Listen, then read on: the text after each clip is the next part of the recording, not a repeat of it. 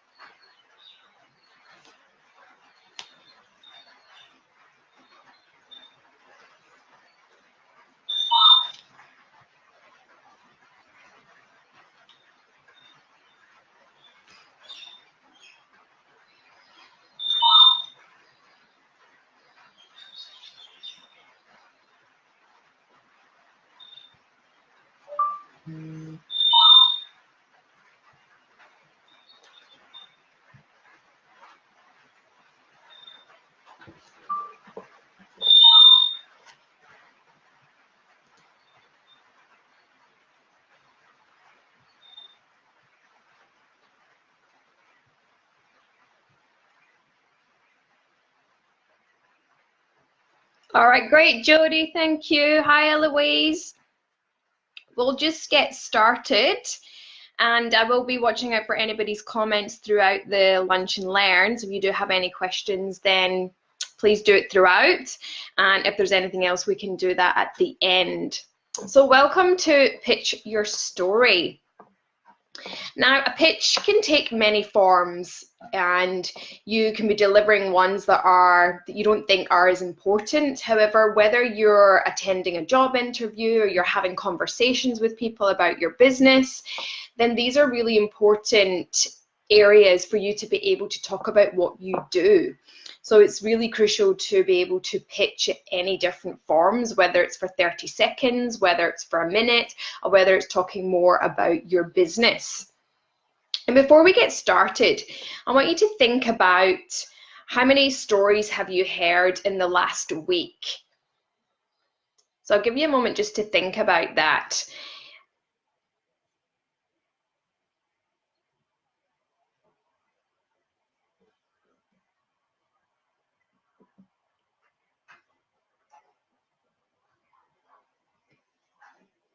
And then I want you to think about how many of those stories do you actually remember?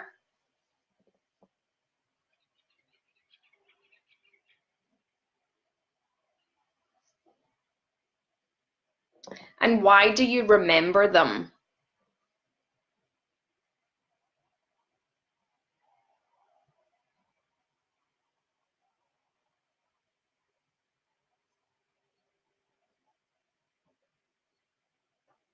And if you want to write in the comments a reason why you remembered those stories.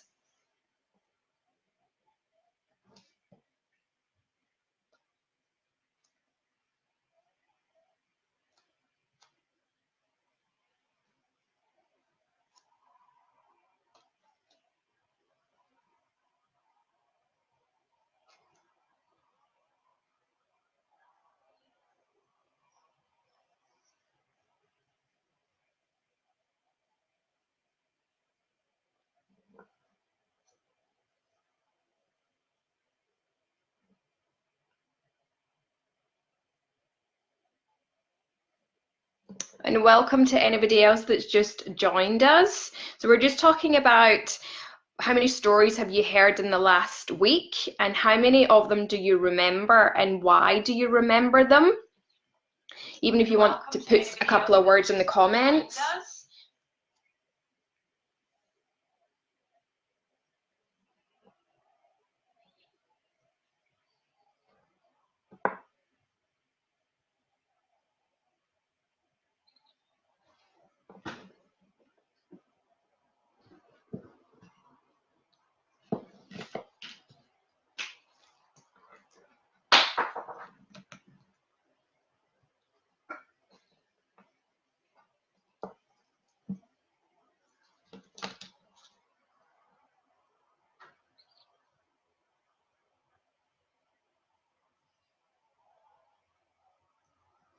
And generally with stories that we do here, and what makes them memorable is generally around emotion. So something that we can actually feel what people tell us. And they can also be interesting and funny as well, Mel. And that's right, it's something that captures our attention, whether it's emotions, whether it's something that intrigues us to want to know more. And that's what we can do when we're pitching, is being able to use emotions or something that's interesting to capture our audience. So let's take a look at how we can actually do that.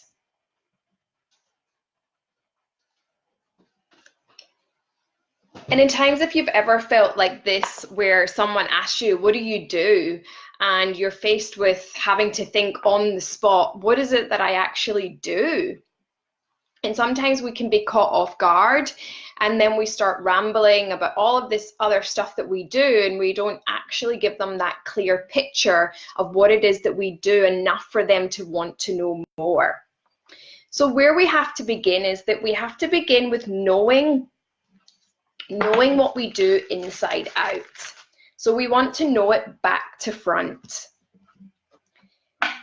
So you want to be able to write down the essence of your story and your pitch in a couple of sentences. So I want you to think about, what is it that you do? So even just write down a few words of what you do.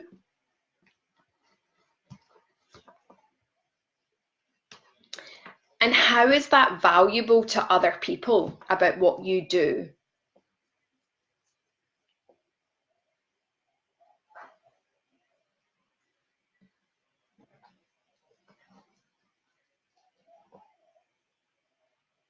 And then to think about, what is the problem that your business or your product or your service actually solves or fixes?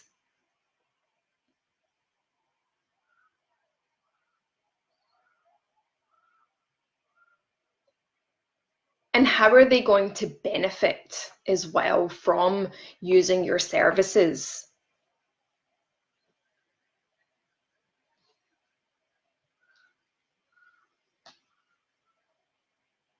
So when we know the end goal in mind, for anybody that you talk to, you're wanting to be able to share more about who you are and what you do. And you want to think about the different outcomes that you want from that conversation. Do you just want it to be to build up a relationship or a connection? Do you want them to refer you? Do you want them to know more about what you do? So the more that you can know what that end goal in mind is, and having flexible end goals depending on who you're speaking to, then you're able to work backwards to be able to fill in the rest of the content. So if you know what the end goal in mind is, then you can start to work backwards. And a good pitch tells a story, and it has that balance between business as well as those emotional needs. So we will talk a little bit more around problems and solutions and benefits. So you want to be able to think about, what's the emotional tie that you can speak to people about. You want to be able to understand their needs and what their motivations are.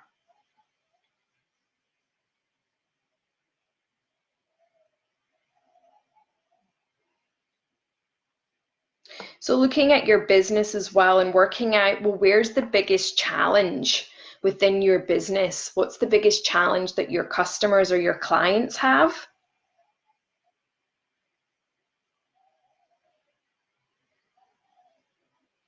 and how what you do is going to solve their problem.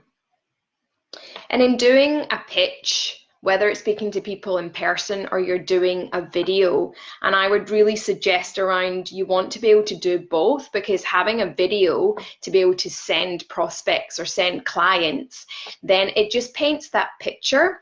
And again, people can actually share that video with someone else. So thinking about videos are really powerful tool to use, and I have used them in the past, and people have actually then sent them on to other people. So you end up being able to reach more people than just doing it one-on-one or in person. Then I would strongly suggest being able to do some pitches on video that you're able to tap into whenever you need, and especially if you're away, you're traveling and somebody wants to know more about your business and they've maybe contacted you on Facebook or email, you then have that video that you can send to them until you're able to meet up with them, and it gives them just a snippet about more what you do. So starting from the end in mind, and you want to be able to know that back to front. And then moving on, is that when we look at how people take information in, we want to be able to paint that picture for people, because we think in pictures. So a picture tells 1,000 words. And if you think a picture can tell 1,000 words, imagine what it would be like just sending a video to someone. A video is actually infinite, the way in which you can convey your message. So that's why when I'll be talking a lot about today is about being able to do it in person, but also on video, because it's a great and very effective communication tool when your message actually resonates with the audience. And we want to make it really easy for people to understand. So you want to be able to communicate your pitch simply and clearly. And ways in which you can do that is by sharing your pitch with other people, testing it out on somebody outside of your industry or outside of your close friends and connections. Is actually asking someone if you can practice your pitch on them and seeing if someone outside of that will understand what you're talking about. Because people that are really close to us, they know what we do. Whereas if you're doing it with someone else to practice and they don't know much about what you do, they'll then be able to give you some more suggestions or recommendations around how effective it is, especially around if you're talking about your industry and you're talking about jargon. People that don't understand what you do will be able to tell you that, and then you'll be able to really break that down and simplify it for people that want to know more about what you do. So it's really important to ask for feedback. So practice on people. And even if you want to practice on a video and send it to me, I'm happy to look over it for anybody and give you feedback. Because the more that you can refine and perfect your pitch, the more powerful that it's actually going to be. And we want to make it impossible for people to forget. Because there's two ways in which we actually share knowledge. One of them is to push information onto people, and the other one is to draw people in using stories. Because people are more likely to engage with you and remember information they receive through stories. Because people get transformed and they get captivated by stories. And Mel, you were just saying there that stories that you've heard were interesting and funny. And things that are interesting and things that are funny, things that we can actually put ourselves in the mind of that story, is that we can then start to feel something. And when you start to make someone feel something, you actually then cut through to that part in their brain that they want to know more. So when we're using some stories and we're able to paint in pictures, then people will understand that more. And the way in which you can draw your audience in with stories is by being yourself. Be authentic. Be transparent and be passionate about what you talk about, because you are passionate about what you do and about helping people. It's just sometimes when we're faced in situations where it's very impromptu, then we can start to forget about that passion. We forget to be ourselves. And those are the key points of being able to connect with someone. So you want to be able to show vulnerability as well. And we want to be able to use repetition. So within your pitch, when you start to think about your clients or your audience, is that you can be using repetitive words, because that's how our brains connect when we hear things time and time again. So a lot of the times that I will use the same images or I'll use the same language, because I know that it can take several times for it to resonate in your brain. So that's why it's really key that when you're talking with people, you can use the same type of language and the same type of words within your key message. And you want to be able to appeal to an emotion. So thinking about what is it that you can actually solve for someone. So thinking about what's their emotion, what's their fear, what's their pain point that you're able to solve, because you can start to then appeal to that emotion. And you want to be able to give real world examples to make your pitch relatable to your audience. So that's when you can share how you've helped someone else overcome their pain point or their fear or whatever it is that they're having. You can start to give real world examples, because then people will think, well, if you can help someone else, you're able to help me as well with that. Does anybody have any questions on any of what I've covered?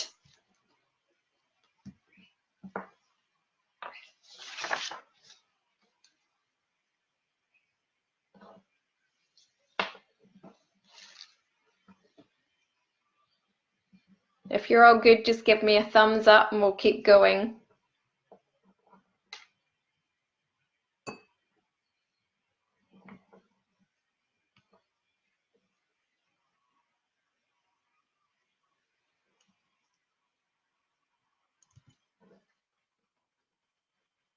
Thanks, Mel. All right, so moving on to the first 90 seconds. So this is when you first meet people or you're standing up in front of people to share more about what you do. The first 90 seconds is where you're going to make or break whether your audience is going to listen to you. So you want to be able to think about what it is that you're going to say. So you want to start off strong, capture your audience. Think about what you do. Think about how you help people. So your first 90 seconds could be asking a question, asking your audience to think about a question if you're talking to a group. You could open with a statement, or you could open with a quote. If you're doing one-on-one, then I would suggest that in a one-on-one that you want to begin with, I help people too. Because when we talk about helping people, then people relate to that. They relate that you help people, so you're able to help me do something. So really think about what it is that you actually help people to do. Then that's something that you can start off with telling people. So one of the attention grabbing that I do in a lot of my workshops and as well as one-to-one is that I say I help people to empower, inspire, change in their lives and in the lives of others through the art of storytelling. So that's my first 90 seconds that I'm able to talk about my business and talk about what it is that I do to help people. So thinking in your business, and I use empower, inspire, change, because those are my 3 key words around my business, which you'll see on the bottom left hand side of the screen. So that's what I adopt into my first 90 seconds.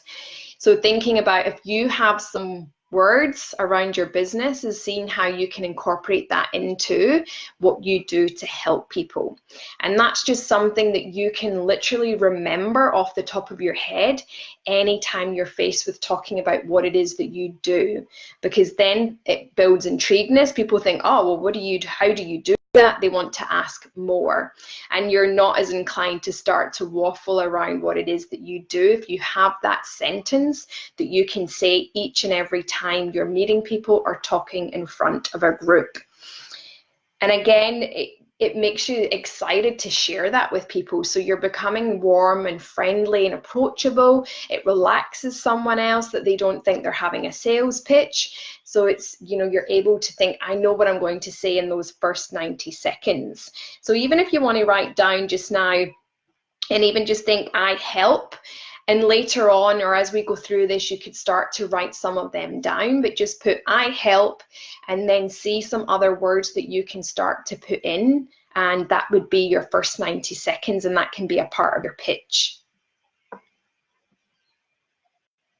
Because you want to make that first impression, and you can really start to build a relationship up with people. Because if we do want people to buy from us or consider working with us, then we want to be able to build that relationship up, and we want to be that warm, friendly, positive person from the start, and building that common ground. Because if you're telling them that you help people do something, then if they're able to connect with you on a common ground, you've already got that foundation for a relationship to then build on it and then share more about what it is that you do.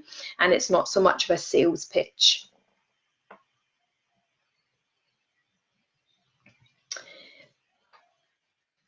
So then after we've done our first 90 seconds, you want to be able to think more about what's the problem that you're solving. So this is where you really want to be thinking about your audience, your clients, your prospects, is that what's the problem you're solving for them, not about what it is for yourself. So this is where you can actually start to tell the story, because the more that you can be concise and clear on that problem, and actually how big that problem might be in your local area, but also to think about the problem outside of your area, what's happening in the world, what's happening, you know, down in different cities, is that it could be something in your industry that it becomes a global problem. So you're able to share more of those stories with not just where you are, but on a bigger scale. And obviously when you think about your business, is that you want to start to look into more about your industry, looking into more about what other people do. So research whether you have anybody that is your competitor. And also to think about speaking to people and validating what it is that you do, because what you have going to solve that problem, and are you communicating that with people? So asking people more and more, especially maybe current clients or past clients, and ask them, what problem did you solve? And you can be asking people that isn't your client, you can ask them more about how would I be able to help you if this is what you were looking for. So the more people that you can talk to, the more research that you can do on your industry and on your competitors, then this will really help you with your pitching and communicating, because you'll start to work out what your point of difference is compared to other people doing what you're doing. And you can start to find out what people's challenges are by speaking to them. And if they're prospects, building that relationship up about what it is that you do to help people, you can start to find out more about them. Start to ask them what they're finding difficult in their life. Start to empathize more with them. And that's when you can really start to build that relationship up and come in with your solution. But you don't want to do that up front, because people will just feel like they're being sold. Whereas if you're taking more of an interest in them, then you can then go in with that solution, because you're listening to them and know exactly what their problems are. So you want to think about your products and services as well around, is what you have valuable to people? And how is that going to fix or solve their problems? And how is your problems and services business different to other people's? And why is your solution best compared to other people? And who's going to benefit from that solution? So it's looking at this as around that hero's journey. So if anybody hasn't watched, I can actually put it in the group later today, and it's just a short video clip around the hero's journey.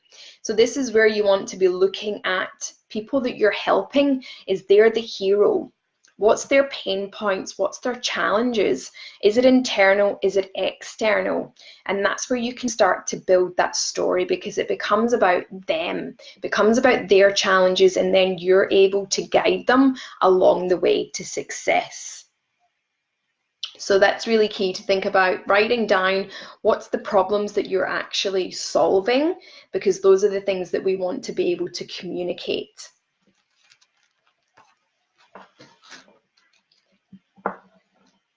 And feel free if anybody does have any questions. I'll keep going. I'm just keeping an eye on the comments for anybody that has any questions. And we'll move on to when you think about what those solutions are.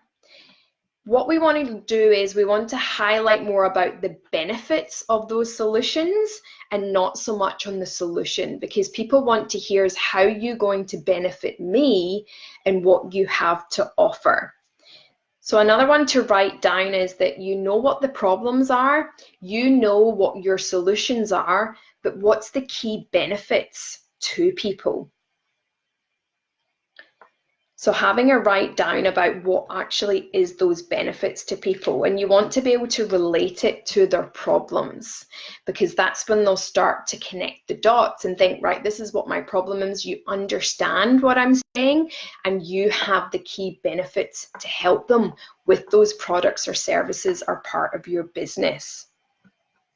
And this is where you can continue the story, because you can bring in how it's benefited other people as well. So you can start to break down that pitch with I help people too, and this could be that they're overcoming a problem with X, Y, and Z of the benefits that you have to share.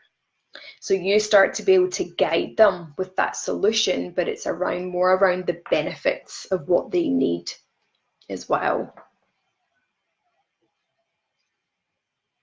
So yeah, I would really suggest to really write down those benefits, write down those problems, and then you'll be able to start to work out your pitch and how you're going to do that with people.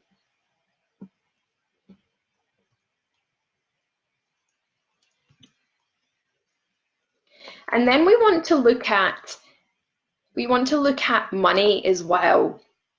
Is that from a business point of view, is that how much money are you going to make? How much do you charge people for your time?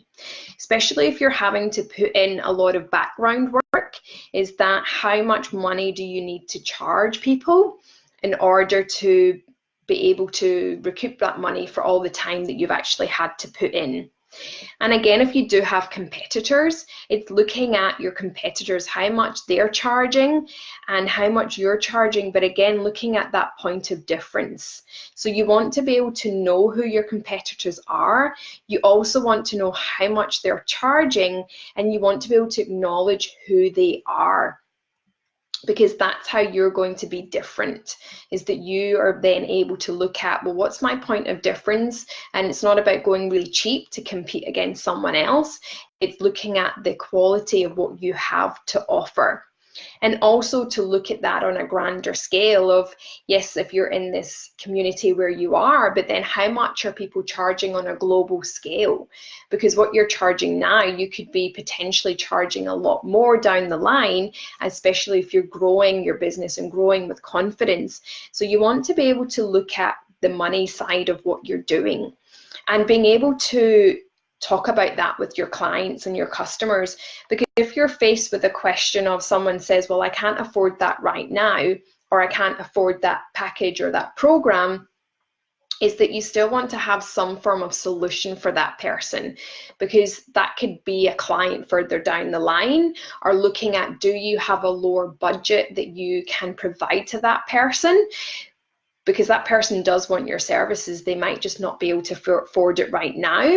So something that I've learned is looking at, well, if you have something different to offer, and especially if you're looking at maybe doing some things online, that could be then sold at a cheaper rate for them to eventually then buy your bigger products So you want to be able to find some solutions without completely lowering your price on anything that you're offering, but maybe having a different level of low, medium to high in order for people to have a different range of advice and be able to work through what you have. So money is such a big thing to think about in your pitching, and as well of those when people do questions and answers, if someone asks you about pricing, then you want to be able to be confident to have a solution to their question or being able to offer them something else, because no one likes to just be told that's it, there's no other option.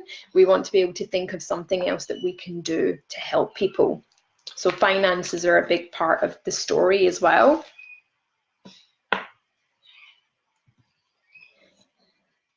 So then we want to move on to our call to action and thinking about, well, what do we want? What's the end goal in mind? So when we're speaking to people, whether it's one-on-one or to a group, is that what's the call to action?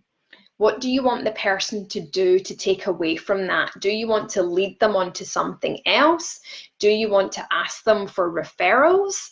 Do you want to ask them to become your customer?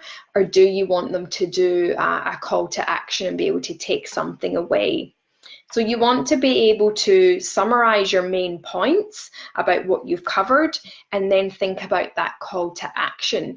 And whether it's somebody that you've met and you've spoken about what you do, then you might want to say to people, is it all right if I take your card or give you my card and say, is it all right if I follow up with you in a couple of weeks' time? And again, asking permission from people to follow up with them so that they don't just get this phone call out the blue. Is maybe in that time is ask them for a certain time that's okay to follow up with them, and then you're able to talk more to them around what it is you have to offer.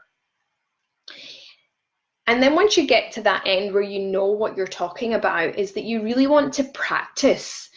So once you know that pitch of I help people too, then you want to be able to practice it over and over again until you feel comfortable. And it's something that's comfortable and natural to you when you're delivering it. So you don't want something that sounds really robotic or something that's not you. So even if you write some things down and just practice it, does it feel really natural and comfortable? Practice it on other people. And because presenting a pitch is a performance, and if you expect to feel nervous, then that's what's going to happen if you haven't practiced it. So you'll feel more confident every time you speak about it if you're actually practicing it. And then once you start to do that, even just practicing on friends and family, once you've defined your pitch, then really practice it on people, because then you'll be able to just become really, really confident in being able to do that. And then on this slide around following up with people, whether it's people you've met in a networking, you might want to add them on Facebook, you might want to speak to them more about the business that you have, you might just not want to do it there and then you want to be able to follow up with them. So whether it's following up with them the day after, whether it's the week after, then that's something that's really important to do as well. If you have met someone and they have told you about their challenges, then it might just not have been the right time to do any sort of sales pitch, is that's where you can get their number and follow up with them afterwards. And then now it's about, you're ready, you've written down your pitch, you're ready to deliver it. Just remembering that you want to keep it short and concise. Stick to those main points, as once you have that down pat, that's the one that you're going to be using. And again, thinking of just keeping it short and concise, using those 90 seconds, being able to do that. And if you're looking at doing your pitch on video, then you can extend that a little bit more. You could do it for 1 to 2 minutes doing your pitch, going into I help people too, and then talk about what it is that you do to help people, those problems, those solutions, and what's those key benefits for people. And again, prepare and practice is key to the confidence. So I just want to recap on that is that what is a pitch? A pitch can take many forms, and we want to know it back to front. You want to be able to make it easy for people to understand, and you also want to make it impossible for people to forget you. So the more that you're saying the same pitch over and over again, people will remember you. They'll know instantly that's what you're going to tell people when you meet them. Remembering to be yourself, remembering to build stories with people, and being able to captivate and engage and build rapport with people. You want to be able to practice. So again, practice with people in your family or your friends, and ask outside feedback on your pitch, whether it's able to be clear and simple for people to understand. Make sure in those first 90 seconds that you have that down pat. And again, being able to follow up with people as you're meeting them, because that's really key to building more relationships and connections with people, is if you actually follow up with people, whether it's asking them if they know someone else that what you have can help them, then that's something to do. So what I will do in the group as well, I do have a breakdown of how you can do that with your pitch, and I'll upload that into the files section. So it just gives you a bit more of that outline of how you can do that. And I just wanted to finish off with a video that I'm hoping will play on here, which will give you a bit of a help on understanding more about your clients' needs and wants. So I'll play that for you.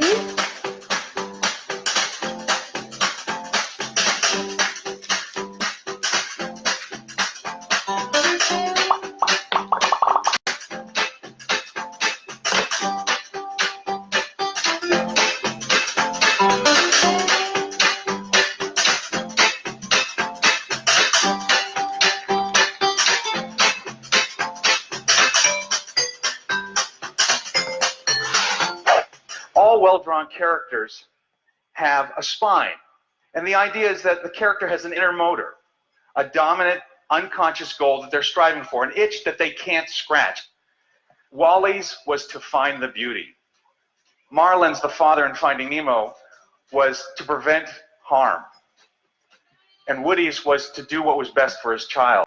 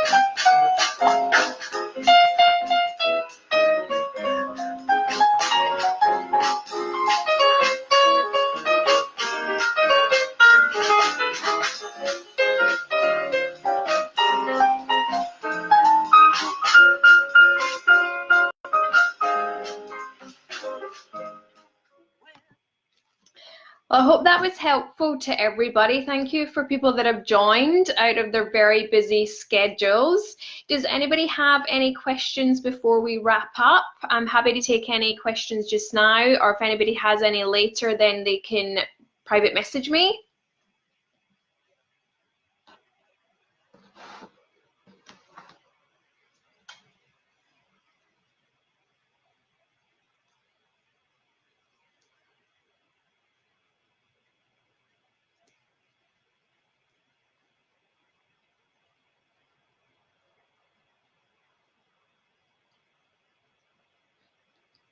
If everybody's all good, then people that are on, just give me a thumbs up and then we can wrap it up for everybody.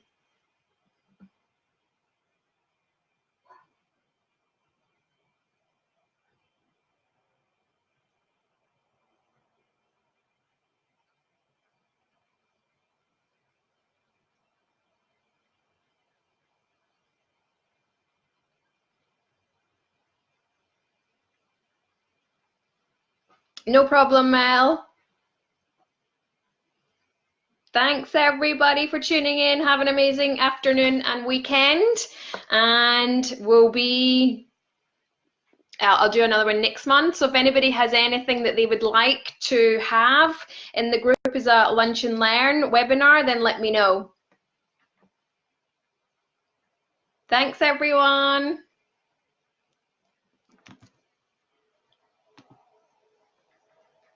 Thanks guys.